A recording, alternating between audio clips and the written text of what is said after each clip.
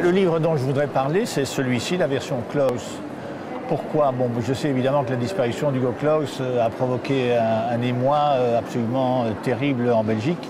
Cette mort qui le fait entrer de façon tragique et sublime dans une sorte de mythologie. Bon, il se fait que j'avais rencontré Hugo Claus à l'époque du Chagrin des Belges. J'avais fait un article pour lui dans le Matin de Paris. Son entretien était explosif, extraordinairement drôle, très généreux, extraordinairement subversif et totalement libre.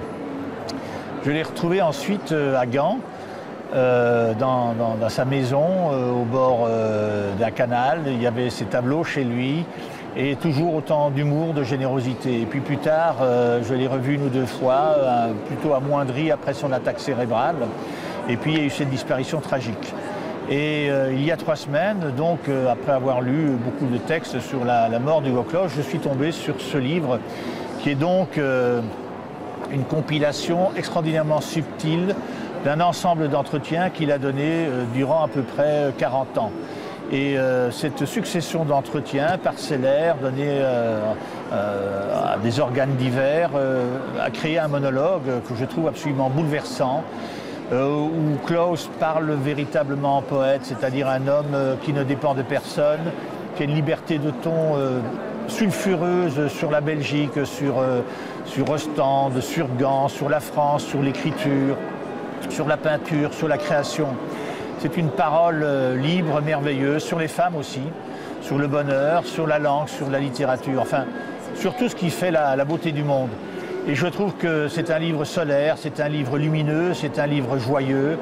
C'est donc un très très grand livre parce que la parole d'un écrivain qui se donne, qui se délivre au fil du temps de livre en livre et qui finit par former ce petit livre-ci, eh bien c'est vraiment une perle.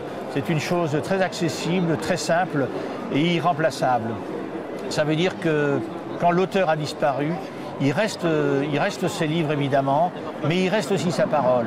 On dit toujours les écrits restent, les paroles s'envolent. Eh bien non, les paroles d'Hugo Claus font ce livre. C'est un livre émouvant, drôle et surtout je trouve que personne ne pourrait produire en France où aujourd'hui je dirais la parole est devenue un acte d'une conformité totale.